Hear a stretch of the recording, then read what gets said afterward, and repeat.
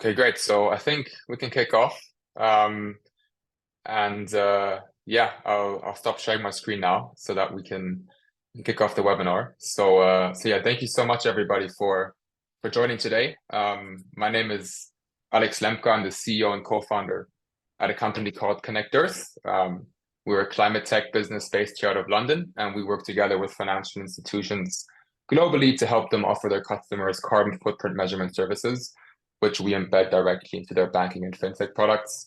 In today's webinar, we'll explore how fintechs can engage with their SME clients to support them on their pathway to decarbonization, whilst also supporting their own ESG strategy and more general company strategy as well. After all, SMEs compose around 99% of all companies in the UK and half of the private sector's total turnover, and are responsible for, believe it or not, around 50% of the UK's greenhouse gas emissions. But only around 4% of SMEs tend to report their carbon footprints as of today. And so the fintech industry can play a massive role in supporting SMEs on their net zero journey by offering specialized financial incentives and also democratizing access to carbon footprint data. And we've decided to host a webinar here and therefore asked 3 panelists to join this webinar who have kindly made the time today. And these panelists all work for fintechs showcasing extraordinary initiative when it comes to not only supporting their SME clients and members in decarbonizing, but also showing how this can be done whilst driving their own organizations forward. So I'd like to just hand over to our 3 panelists to introduce themselves and their businesses to the audience. Why don't we kick off with you, Conrad, because you're just on the top of my screen, with a quick introduction of yourself. Hi, everyone. I'm the Chief Product and Strategy Officer at Allica Bank, and amongst my responsibilities is ESG, which I took over the summer last year. So I'm still on a bit of a journey myself in terms of ESG. For those that don't know, Allica Bank is a full-service challenger bank. We are a bank. It's a misused term these days. We're focused on what we call established SMEs. So our customers are the kind of medium-sized businesses, you know, where there's a few dozen of them in every town around the country, sort of that vital third of the economy. Our sort of claim to fame is we were recently named the fastest growing fintech ever. So we're on an exciting trajectory at the moment. And ESG is increasingly a part of that. Thank you, Conrad. Yeah, super excited to have you here. Yeah, Ian, why don't you give a quick intro as well on your side? Hi, everyone. Thanks, Alex. Great to be here. I'm Ian Sutherland. I'm the CFO and head of Net Zero at Tide. Tide is a fintech based in the UK, but we also have significant operations in India and Bulgaria. We've just launched in the German market as well. So we're in the Indian market, the UK market, and the German market. We exclusively focus on not the medium size, as Conrad was talking about, more the micro end of SME. So we're serving small businesses that have less than 10 employees, don't have a finance function is kind of one way to think about it. And what that means is they don't have enough resources really to spend all the time doing what they need around financial admin. So that's our mission, is really to provide as much software to help them solve that pain point. And yeah, we've been on the net zero journey ourselves as a business for a number of years now. Similarly to Conrad, I've learned a lot in that time, and I'm still learning, but great to be here to talk about it. We were very proud last year to become the first fintech who have removed 100% of our emissions with durable carbon removal on our path towards net zero by 2030. So excited to take that learning towards others around in this webinar and also to the SME population as a whole. Thank you, and yeah, super excited to explore that more. And yeah, speaking of, I guess, Bulgaria, we have Boris on the line as well in the webinar. So Boris is calling in from Bulgaria, I believe. If you want to quickly introduce yourself. Hi, from Sofia. Hey everyone, my name is Boris Angelov, and I'm a principal product manager at Payhawk. Been with the company for 4 years now, and we've been part of different product areas, from setting up payments infrastructure to building spend management tools for companies. So for those of you who don't know, Payhawk is a platform where you can manage all your spend, easily manage and control your global spend. We do have an accounts payable, purchase order solution, corporate cards, payments, and we're really focused on saving time with automatic expense reports and closing them in faster with automatic reconciliation And this is where we're also good positioned to offer carbon reporting to companies. Fantastic. Yeah, thanks so much for the introduction, and very excited, of course, to have all of you on this panel. As mentioned before, some great examples of things that you're doing in the sustainability space to support your customers. So I would just want to kick off this webinar with a pretty open-ended question, which is to do around what role do you all think fintechs can and should play in supporting their SMEs on their journey to decarbonize, and why? Whoever wants to kick off first. Okay, I'll have a go. So yeah, I mentioned that I'd taken responsibility for ESG over the summer, so I've been literally, my thinking around this is developing by the month. But we are a full service bank, which includes lending to SMEs. So my kind of starting point has always been, what's the core banking activities and how does that relate to this question? And what we've been sort of actively seeking for on the lending side is on the Venn diagram of what makes commercial sense for us as a bank and what makes commercial sense and ESG sense for our SME customers. Where do we find that crossover on the Venn diagram? So let me give a real example of that. We have a product, so if a business wants to finance its premises, so its factory or its warehouse or its hotel, whatever kind of building it's based in, we offer a better lending rate if the EPC rating is strong. For those that don't know, EPC is the energy efficiency rating of the building.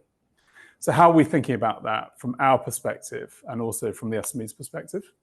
Well, from our perspective, a building that has a strong EPC should hold its value over time, partly because, of course, it's more cost efficient for businesses to be based in an energy efficient building, but also because there's a growing external focus, regardless of whether SMEs care about it. There's a growing external focus on EPC.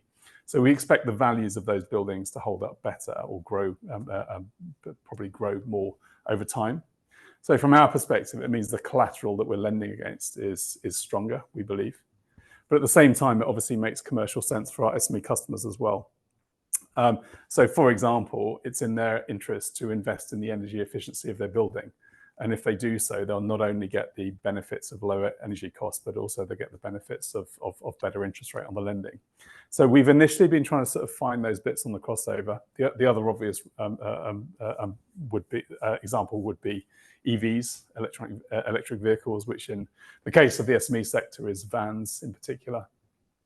So how do we kind of find that sweet spot where it makes sense? And that's an interesting one, by the way, because I think the argument about collateral values on EVs is a lot more mixed than it is on premises. So an energy efficient premises, it's hard to think of that being a bad thing in any way. But EVs, of course, there's a lot of noise at the moment around whether their values are holding up. And of course, there's always a possibility that someone will create a 10 times better battery and then suddenly make all existing EVs far less valuable. So we think harder about that, but in the same space, we've now got a relatively small lending fund focused on that segment. So we've kind of started as a wedge on basically what is it that banks do? Well, in our case, they lend to SMEs, and how can we actually make that play with our ESG strategy? But as I'm sure we're going to get onto later, I'm increasingly thinking about how do we go beyond that. So what is the role of a bank in helping its SME customers on the path towards net zero, if that's the path they're on? Where we're very much in thinking and understanding the market mode. And I know some of the participants of this call are some way ahead of us, but we'll no doubt get into that as we go on.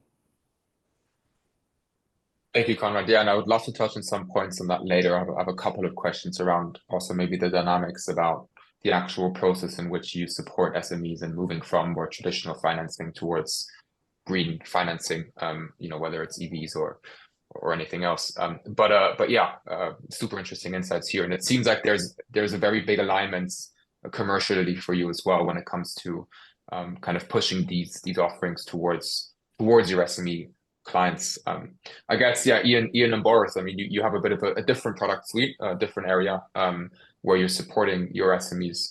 Like how do you think, what role do you want to play as fintechs, as stakeholders in our society as well, with the impact you have, the amount of customers you have, the amount of data you have to support these SMEs on their journey to decarbonize? Yeah, I think, oh, you go first, Boris. Okay, thanks. Yeah, I think fintech solutions are definitely not the sustainability experts, but we are the infrastructure where money moves, and this allows us to use the payments data, maybe partner with a company like Connect Earth to transform that data into valuable insights for companies, emissions insights for companies that need that because of regulation or just because they want to have a positive impact.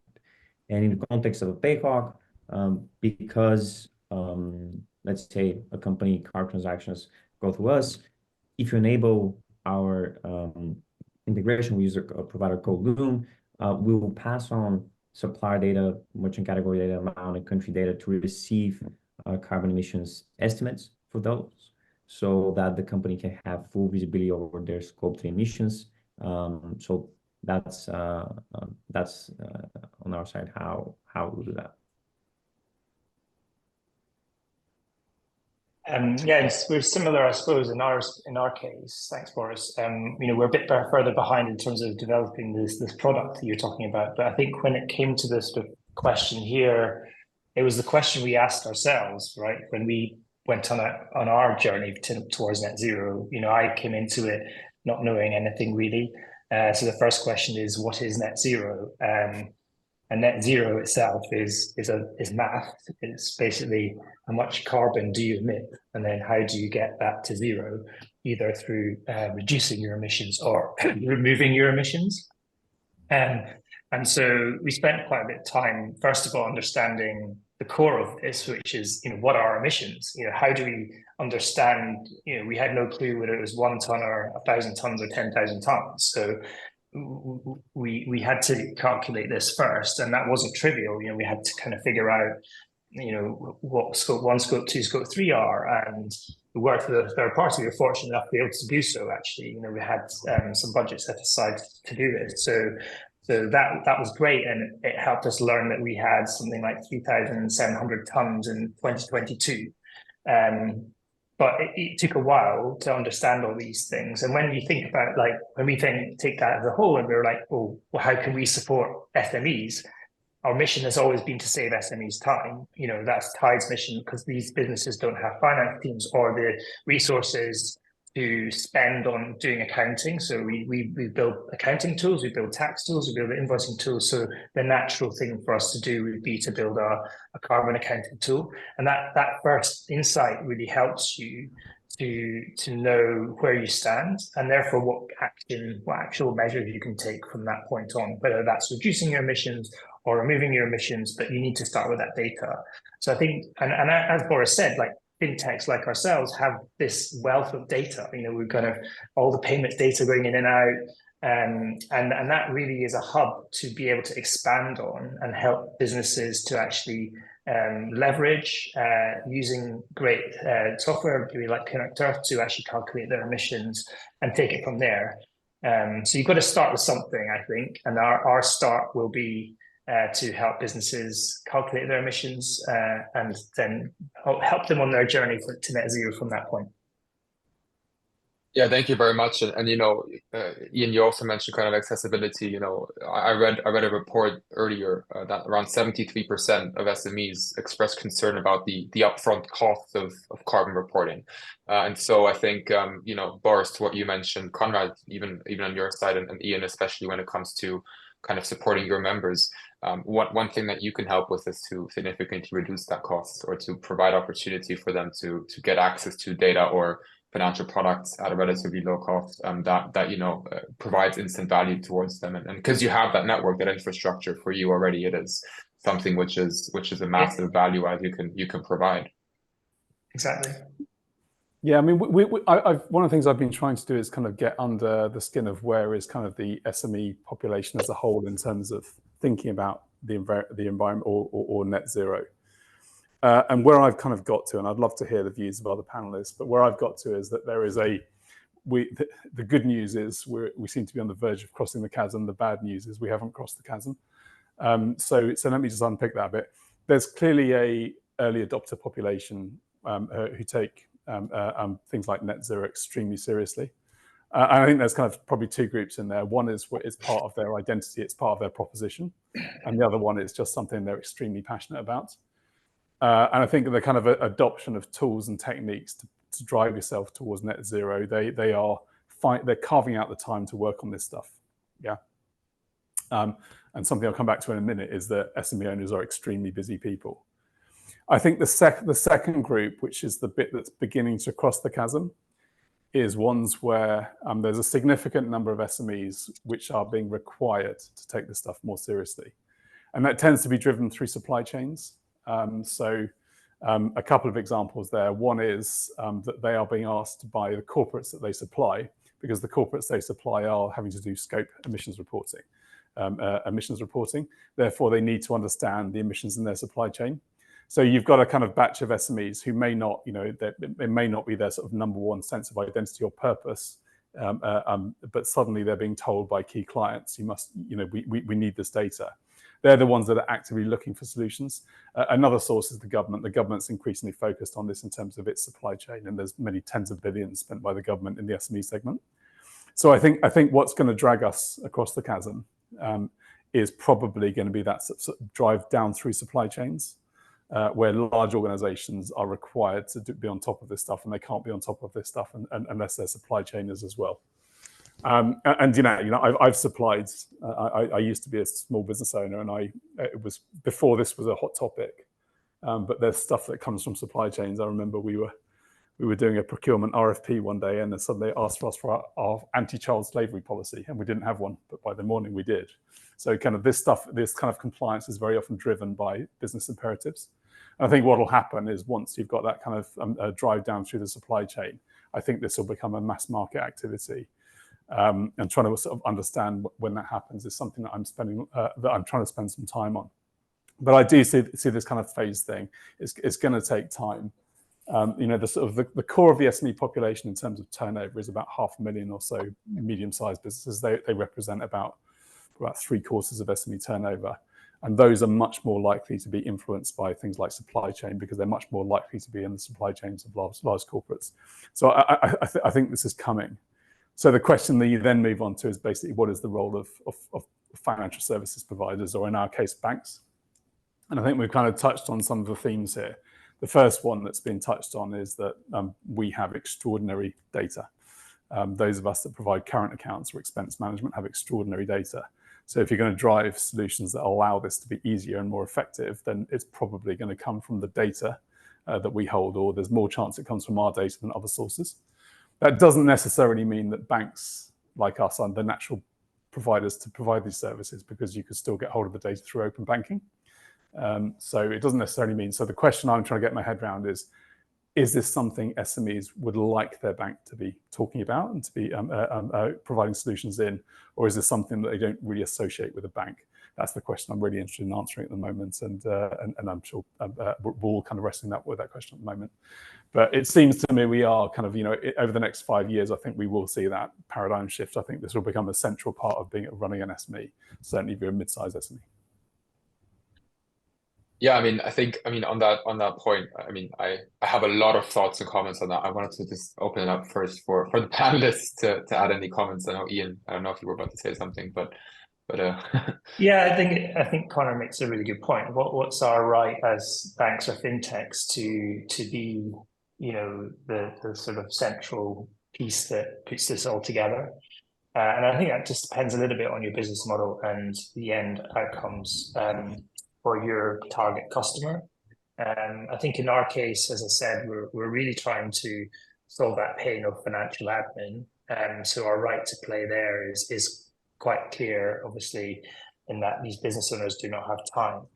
I think more than that, we as fintechs and first movers, Conor mentioned that there are early adopters, and I think we can all say the people around this room are all in that batch. So it's kind of like, I feel like it's our kind of duty to kind of do it and actually lead from the front. And that's part of our motivation at Tide, is that, we are facing a climate emergency at the end of the day. This is what we're trying to solve for here. So let's get on and do it. It might be that some of those things don't pan out right, or they don't gain traction or whatever, but you've got to kind of lead from the front and actually try and do your best to move forward. So I think there's a sort of purpose about it, more than anything, is kind of where I'm coming at it from. Yeah, no, 100%. And I think, I mean, if you do look at, small business owners, I mean, Conrad, to what you mentioned as well earlier, looking at them being busy, and generally, and Ian, you also mentioned this. I think there's generally, it seems like a bit of a, not just a lack of knowledge, but a lack of time, and concerns around that, and even if they do have solutions available, like there's certain uncertainty around even how the policies affect these companies, right? Because if you look at the CSRD, for example, as well, that regulation is almost like there's the elements that are being pushed back in that regulation, and so there's a bit of confusion. And so I do think that kind of starting from the top, it's a unique opportunity, for banks, for fintechs, of any sort, to kind of drive that engagement and lead by example. But ultimately also, I mean, my point of view here, and this doesn't necessarily affect fintechs per se, but generally the financial sector is when you look at lending, and when you look at facilitating emissions, regulations and standards like the PCAF coming are massive, right? The PCAF standard, which looks at finance emissions. Whenever a bank loans money out to, or lends money out to a business, they become responsible for a portion of that company's carbon footprint. And there's different ways to do the calculation of the attribution factor, but suddenly there's this mammoth of a scope 3 subcategory that sometimes accounts for 700 times the carbon footprint of the operational emissions of a larger bank. And so there it's really much tied to reducing your scope 3 emissions. So it has a regulatory push as well, because these banks are more and more impacted by regulations, and they obviously, if they compensate those emissions, they want to obviously reduce the emissions of their customers, and do that via sustainable financing. And so I think it's not just about providing SMEs value, which of course is kind of the more value-driven element, which is important, but I think it's also about kind of de-risking your own kind of climate journey a bit, and I mean climate risk, I would say, for a bank, right? Because regulations are there, standards are there. I don't know how many financial institutions have now signed up to the PCAF and other kind of similar standards, but yeah, it's just an interesting thought. So I think it depends, of course, as well on the nature of the fintech or the bank providing the products.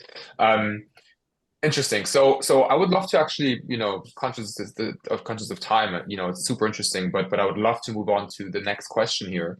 Actually, Boris, if you don't mind, just kind of giving some insights here, because, you've already been supporting hundreds of SMEs in measuring and reducing their carbon emissions over the last years, through Payhawk and your kind of carbon footprint offering that you're currently doing with a partner. What does adoption look like across your customer base? Could you please share some interesting insights, to the panelists, to the audience, that you found, that you may have perhaps not expected, or you may have expected? Would be really interesting to understand the results of actually offering your SME customers carbon accounting as a service through your spend management solution, if you don't mind. Yeah, sure. I think actually our first insight ties really well with what Conrad mentioned a while ago with suppliers of big enterprise companies. So initially, just in terms of adoption, we currently have 250 customers that have enabled the integration. And really our initial hypothesis that this is a feature that's going to be adopted mainly by our enterprise segment, mainly because of regulation, of course. But because some bigger clients can only purchase goods or services from vendors with carbon footprint estimation, these vendors are also adopting carbon insight tools. And we're actually seeing 30% of this adoption is actually medium-sized companies, which is something we did not expect. Actually, one of our early consideration was, should we include this only in the enterprise plan? And we decided not to, just to see and test the waters, because we ourselves were not really experts in this, and we were surprised to see that 30% of that was actually from medium-sized businesses. Yeah, I think another challenge that we saw goes back, it's really about, from a PMM product marketing standpoint, it was really safeguarding against greenwashing marketing and sales content. And this goes to the fact that we did not have a sustainability educated team. And yeah, I think we kind of underestimated this. So definitely a piece of advice for our companies who are not sustainability experts. I think we were kind of like the watchdogs of what can we say, what can we not say, because it's easy for somebody to interpret you the wrong way and say you're marking yourself as a sustainability expert, which we're totally not. So I think that's something also important to consider. Yeah, super interesting, Boris. And I mean, we'll speak about partnerships a bit later. And I think here it's also where, you know, you can always, well, I guess it's also about finding a reliable partner and being transparent around data methodologies and those sorts of things, right? And it seems like, you know, from the outside as well, you want to have a solution that is auditable to an extent where you can verify the calculations, where you can essentially make sure that they're accurate, that they comply with what they need to comply with, and then also the positioning is super important. And you spoke about challenges there as well, and this is again kind of maybe more of a general question to the panel. You know, we spoke about some of the specific ways that you support your SME clients and members, and you know, there are a lot of different worries that SME owners have. You know, I found some stats here. You know, 48% of business owners are worried about the impact of increased costs and economic conditions on their businesses. That's probably the number one worry they have right now when it comes to the market, especially in the UK, especially if you're in London.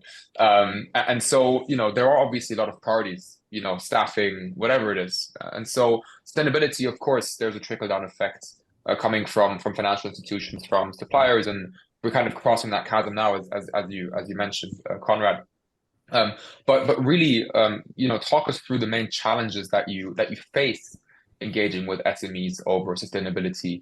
How do you get SMEs to actually use the product that you offer? Is it financial incentives? Is it marketing? Like, is it a mix of things? Because that's also something. It's great if you offer them, but how do you actually drive adoption of these solutions?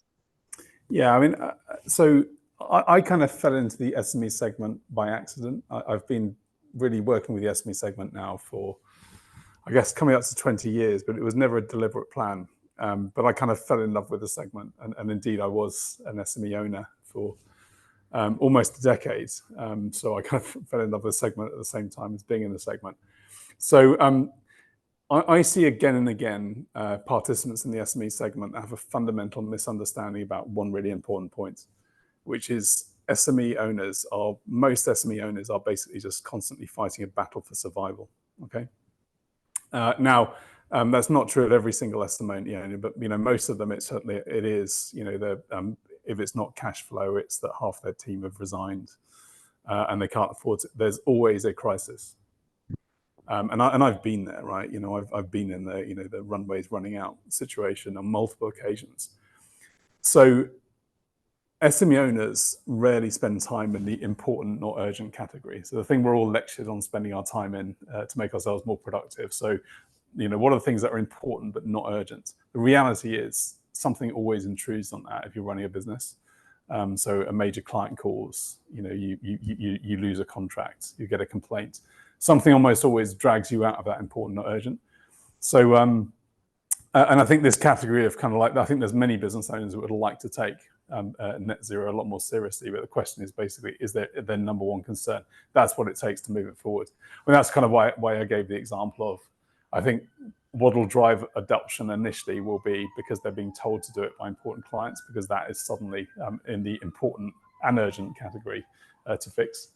So because I do see this often in participants in the SME segment, and actually I look back to the business I founded, which for those that don't know, before Allica Bank, I founded what is Europe's leading aggregator or comparison service for small business lending. And actually the early customers of that business, Funding Options, which sold to Tide, by the way, the early customers, we used to call them hair on fire customers. These were customers who had woken up at 3 a.m, realizing they couldn't pay their staff on Wednesday. And then suddenly getting finance, which is what we solved, was their number one issue. And then suddenly they would engage with you. Now, over time, we built brands and distribution and all those things that mean you can get out of that. But fundamentally, you've got to start from that position that, unfortunately, SME owners, they're running a business, they're owner managers, they don't have specialists doing lots of stuff for them in the way that we do as larger businesses. So you've got to get to that kind of like urgent pain point, the hair on fire moment. That's how you're going to get adoption. And I think we'll build from there. And as I said, if we build tools that make this relatively easy to do, I think we will get mass market adoption. It's probably a 5-year journey, but 5 years is a very small amount of time in the grand scheme of things. So that would be my perspective. How do we make this solve an urgent, important problem for the SME? That's how you build traction. Yeah. Yeah, I think that's really good observation, particularly about the point of, the Eisenhower matrix, basically, to kind of understand where you sit in that important versus urgent piece. The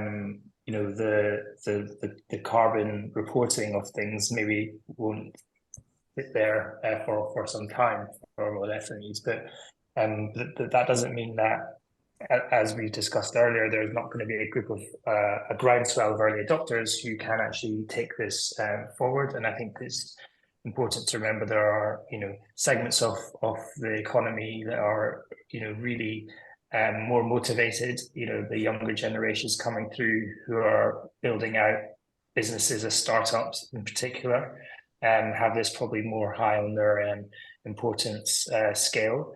And so really, it's nurturing that. From a Tide perspective, we want to make sure that we identify and support these types of businesses really early on, and make it, and as Conrad said, like, make it easy. Really get it, make these tools really easy to use, great customer experiences, so that actually they will then tell other businesses that this is where you go to get this information. And so building great product, I think, is our duty here. So let's see if we can do that. Fantastic. Yeah, thanks so much. Sorry, I'd just add there, by the way. I mean, I think Tide's actually a very good example here. The way, if the problem is that SME owners don't have that much time to spend in the important, not urgent, then you need to come up with tools that are simple and solve those problems that they have. Tide's a very good example. I mean, that's kind of that is Tide in a nutshell, isn't it? Kind of, firstly, if you need a current account, it's there very quickly. You can't say that about the incumbents. And then secondly, it's designed to try and take admin off your plate. In other words, to actually free up that time. So I think there are ways to approach this, and the good news for those on this call is, generally speaking, they involve technology.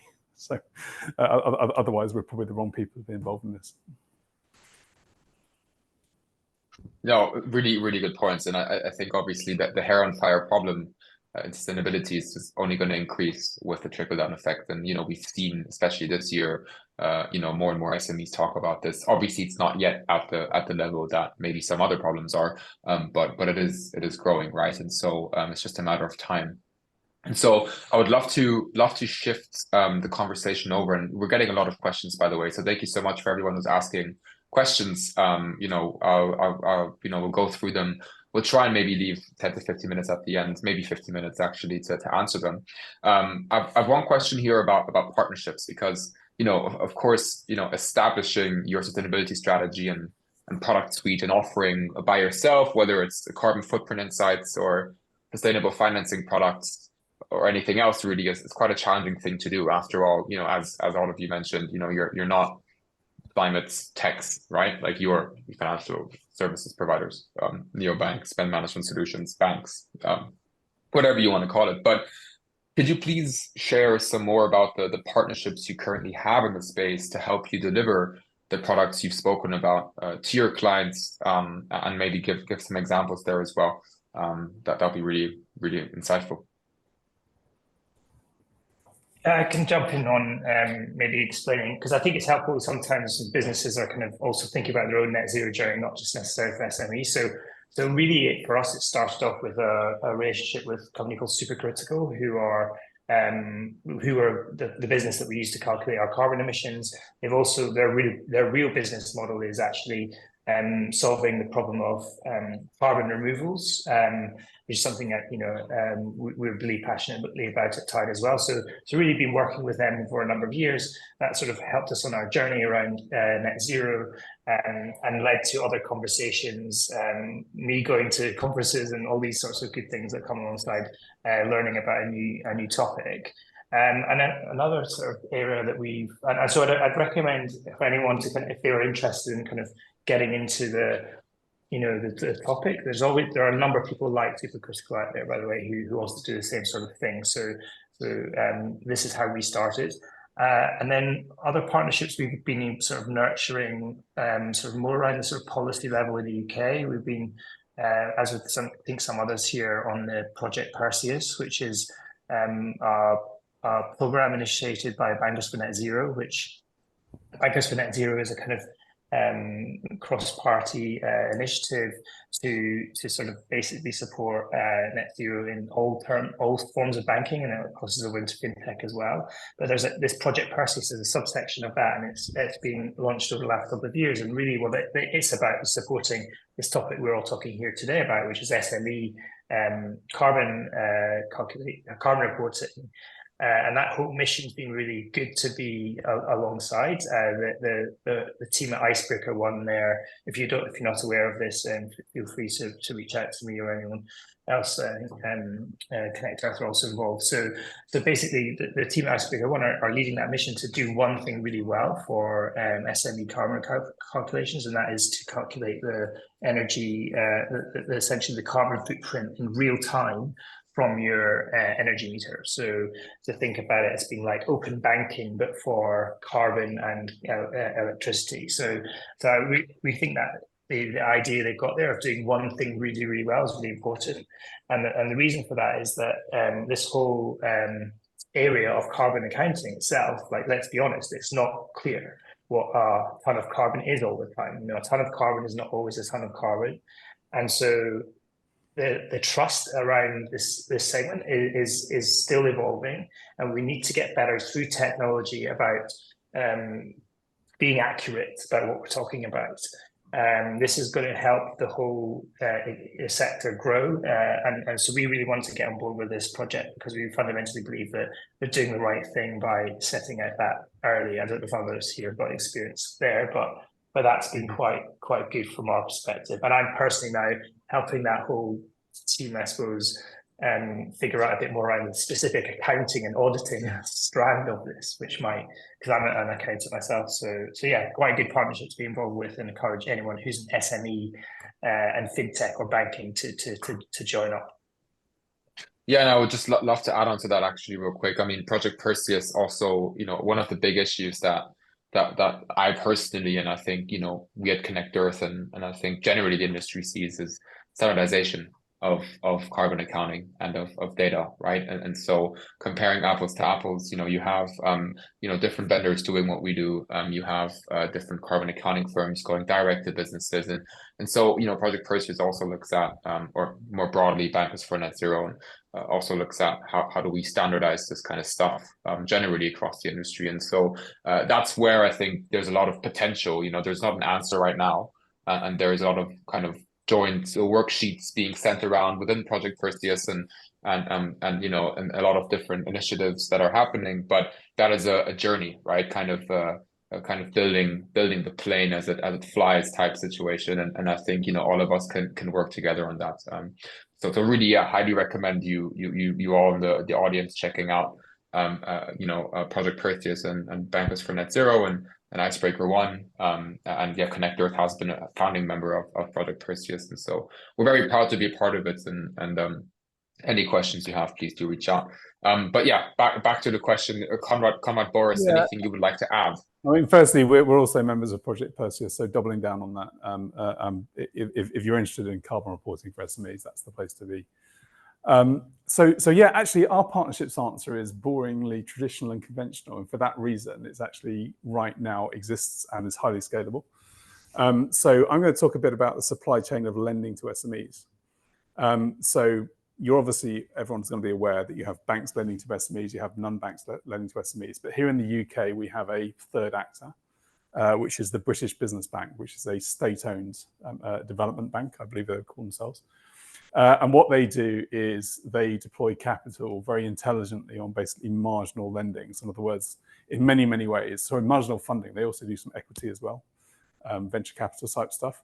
But the point is basically they kind of deploy capital at the margins where commercially it doesn't make sense for risk or pricing reasons to incumbent lenders.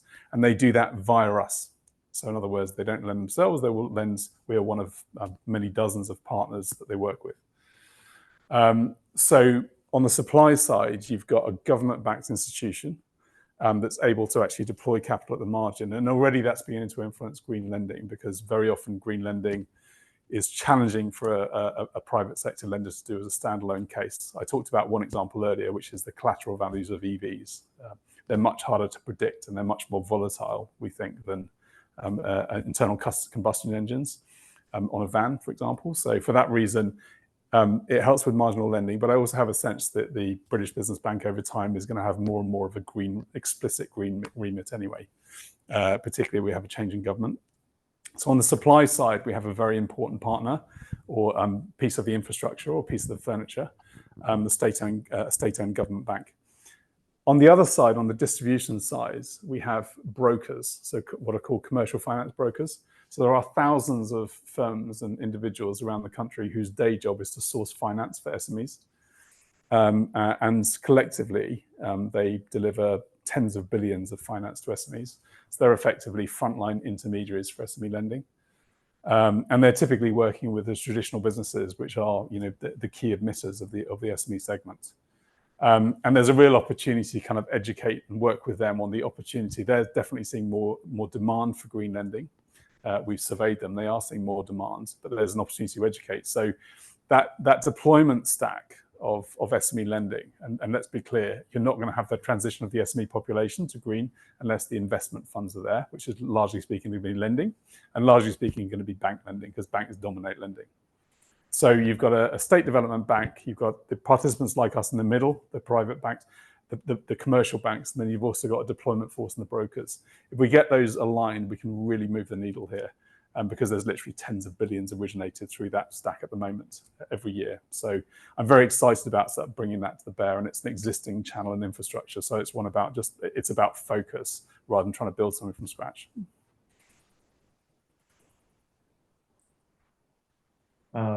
Yeah, maybe on our side, sharing some context when choosing a partner.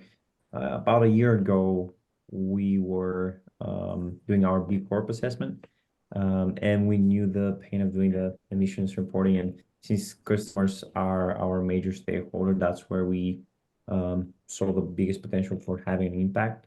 So that originally is where the idea came from. So we decided we want to calculate the carbon emissions for every car purchase for customers for free, so they can track, analyze, as you mentioned, their environmental impact in real time. And by doing so, SMEs can identify areas for improvement. And again, this is speaking from our own experience, and implement strategies to reduce their environmental impact.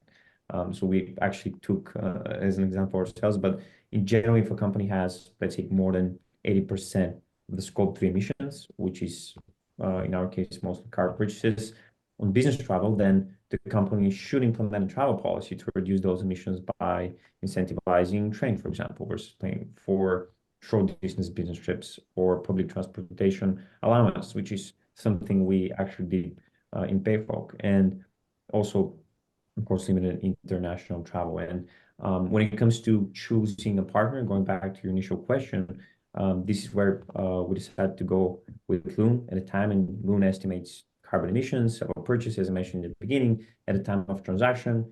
It's purely based on category average emission factors. I'm sure that's a surprise for you guys, but monetary value of product, country, and maybe something interesting to mention is their calculations are based on the GHG protocol.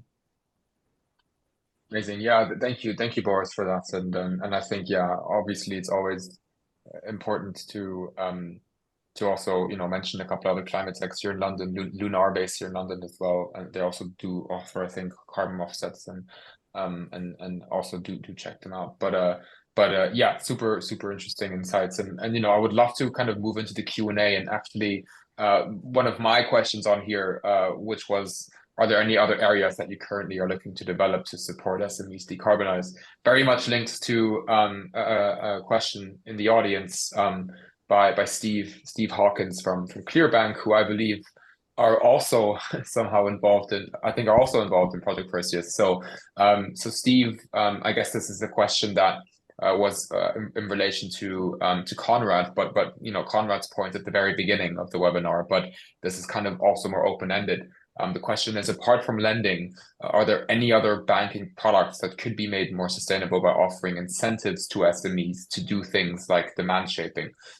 In other words, what are kind of the future plans you have to offer your SME customers products that are more sustainable, whether it's in financing or in other areas?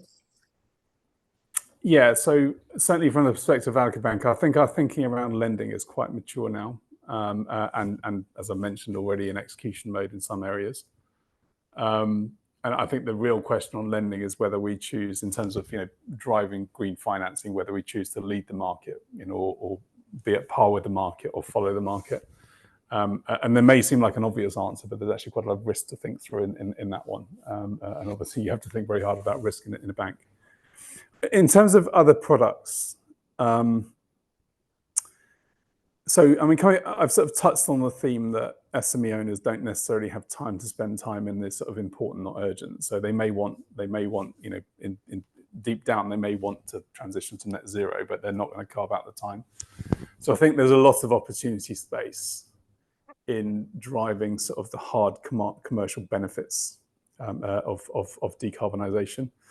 In other words, energy efficiency. So rather than tools that allow you just to keep the score. So in other words, this is my emissions. Are there, can we go one step further and actually tools that basically say, open up via open banking your data, and we will find you tangible savings, cost savings, and we'll do all the hard work for you. Now, to be clear, I know lots of people are thinking that space, so it's hardly an innovative idea. But my point is basically that I would find it a lot more believable if the answer you can give to the SME is, we are going to save you cold hard cash and along the way take you on the path to net zero. I think that's much more likely to engage with, because we're all aware on this call, energy prices has been a massive issue for SMEs in recent times. And of course, that's died down. It was to some extent a temporary phenomenon, but in the end, I think it does feel like we're at a magical point where renewable energy is probably getting more cost effective than polluting energy. So financing has a role to play in sort of pushing the pivot as hard as we can, so the pivot happens as quickly as possible.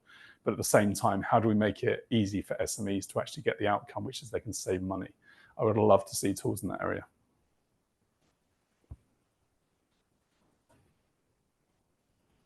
Yeah, I think that's right. I think it's quite a push to say, we're just going to offer all these services, and hopefully, businesses are going to lap them up.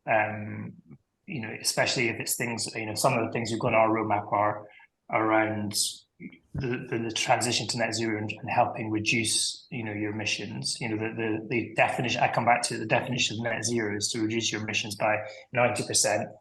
And remove the rest of your emissions, the remainder, with durable carbon removal. And both of those things don't necessarily come without cost. However, that means that that there is an opportunity here to sort of help people on the journey. What's the narrative? Like, how can you reduce your emissions at the same time as saving money? This is Conrad's point. And I think this is a constantly evolving market for these sorts of things. And so the types of product that you will be able to build, in theory, will actually become much more will become much more meaningful over time. And then to answer the question from Clearbank, I think as well, I think we do see analogous products that you see businesses like Stripe have done, Stripe Climate, where you can, part of your payments is linked to some sort of voluntary carbon markets. These sorts of things, while they are not, they are costing money for the SME. That doesn't have to be huge amounts of money, and like micro payments or micro slithers, like a transaction fee, can be built into products in a way that is less friction or less costly than you might imagine, I think. So we want to be at the intersection of that. We think there's a big part to play in both reduction of emissions and also in removal of emissions. But you have to be smart. You can't just be buy 100 tons of carbon removal and that's going to be really good. I think we need to get that narrative right. It's been good for Tide, and we fundamentally believe that there is no net zero without removal of carbon as well. So we need to continue trying to push for that message. Fantastic. Yeah, no, super interesting insights, and I do think it is a consistent work in progress, right? And as solutions get more sophisticated and as opportunities get larger, I think it's a matter of just staying informed and kind of being part of certain project groups like with Project Perseus to make sure that we're always on the forefront of these things and can support each other, right? And for carbon offsets, of course, as well. I mean, that's a very effective way, if they're obviously high quality carbon credit for many of these SMEs to also kind of compensate for that, of course. And there's so many companies out there. I mean, you mentioned, of course, a couple already, Ian. But yeah, I have a couple more questions here. I guess one towards Boris. Actually, more specifically to your product. And are you seeing any trends across countries you serve regarding carbon reporting and uptake? I believe that Payhawk offers solutions all across Europe and the US as well now, if that's correct. So I'd love to hear more about that. And this is an anonymous question, but I'm sure it's going to be interesting for everyone. Yeah, of course. I actually have pulled out the graph for sales regions here, and where the biggest adoption we're seeing is in the Benelux region, Germany, UK, but also France is starting to pick up. I think the US are a little bit slower to pick up on that. I think only about 4% of our adoption is for that product is in the US. I think that's not a huge surprise. But yeah, in general, like 30% is Germany, Benelux is 31%, 28% is UK, Spain actually also 20% of it is there, and the rest of the EU would be accounted for about 12%. Thank you, Boris. Super interesting, and of course, Benelux, I think, is known to be kind of the region that's been at the forefront of this. I think ING launched their own framework a couple of years back, and a lot of the big banks there, and we also work with a large bank over there, and it's just very impressive around how advanced they are in that region in particular. Next to the UK, I think one of the most advanced. So very interesting. There's one more interesting question here that we go ahead. Sorry. I just recall that there's also the biggest amount of feature requests. Actually, the first time we heard it was from a company from Benelux to actually the first one to ask for mileage reporting as well. And this is something that I think it also goes back to your question for in what other areas we want to do that. But in our case, that would be mileage expense. It's a big topic that we are looking to introduce as well. But definitely Benelux and Germany are the loudest in the room to be asking for mileage emissions regulations. Yeah, no, super interesting, and yeah, mandatory reporting is becoming larger now with the trickle down effects as well. So yeah, I think there's one more question we have time for, really, and there's much more here. So apologies if yours can't be answered, and we can obviously share them afterwards with the panelists as well and answer them offline. The one question that is here is, why does supply chain pressure not come from financial institutions like it does from large corporations? due to finance emissions, due to these sorts of areas, SMEs could be considered the supply chain for many financial institutions, but they're not required to report in the same manner when requesting finance. I guess to reframe the question here a bit is, how come financial institutions aren't doing more to support SMEs as of right now, when fundamentally they're liable for a big part of their carbon emissions? Anybody want to have a crack at that question? Yeah, I mean, I think that's probably particularly relevant to me because I mean, our customer base are probably, I mean, they're definitely a large part of the economy, and I think they're probably a disproportionately even larger percentage of emissions because our customers will typically be physical asset heavy, whether it's machinery or premises, which isn't necessarily the case with micro businesses. So let me just lay it out as to why it's a difficult and nuanced question when you get under the skin of it, because when I kind of came into this initially, it felt more black and white than it feels now. So let's say, for example, that we have a client who is a customer who is a mid-sized haulage business in a town that's not doing too well, yeah, which there are many, unfortunately, in this country.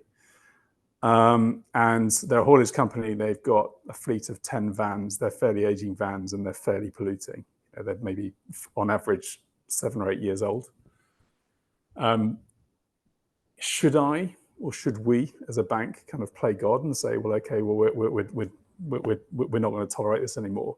Should we actually, effectively kill that business by refusing to support it? Huge implications for the local community. And actually, is it really going to be better for the environment in the long term? Perhaps not, because it's probably going to get replaced by global logistics rather than a local business. And global logistics, when you factor in everything, including the shipping, etc., is going to be far worse. So it's actually quite a nuanced issue. So, let's face it, we're financing local businesses. We're not financing big coal mines on the other side of the world. We don't do that kind of stuff. We're too small to do that stuff, even if we wanted to. When you get down to the sort of the nuance, right, I think it's quite a nuanced question, because I don't think it's right for a bank like us to kind of just refuse to support local businesses when, if we don't support them, then those local businesses will terminate. It may be worse for the environment. It's definitely worse for local society. So it's quite a nuanced question when you get under the skin of it, particularly in the SME segment. I think it's much more black and white in the corporate segment. Are you going to finance that coal mine or not? Yeah. And by the way, if the answer is no, somebody else is probably going to finance it anyway. So it doesn't necessarily stop the coal mine, but it's a much more black and white question than the average SME, which is just struggling to survive, frankly. So that would be my observation. It's a difficult and challenging question when you get under the nuance.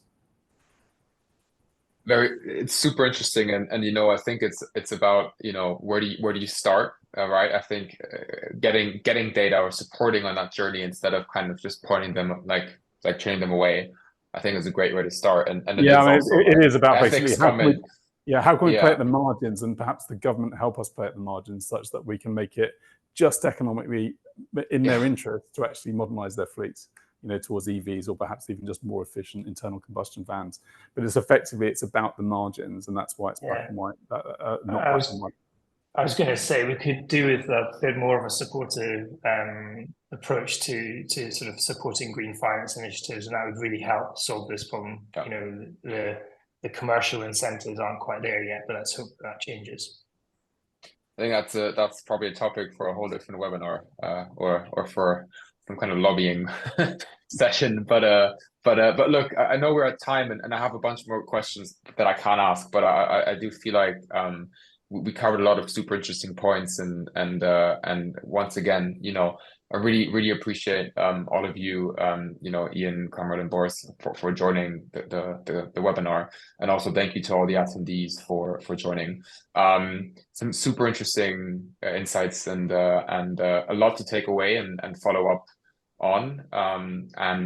Yeah, I really do appreciate all of your time coming on here and spending this hour basically talking about how we can help SMEs decarbonize. I feel like we're leaving with lots more questions as well, which is always a good thing. So yeah, we'll obviously share the Q&A with the panelists afterwards as well. So with that being said, yeah, thank you so much to all three of you, and I'm looking forward to kind of seeing how your respective organizations are going to continue on your journey to help your SMEs and yourselves decarbonize as well. So thank you.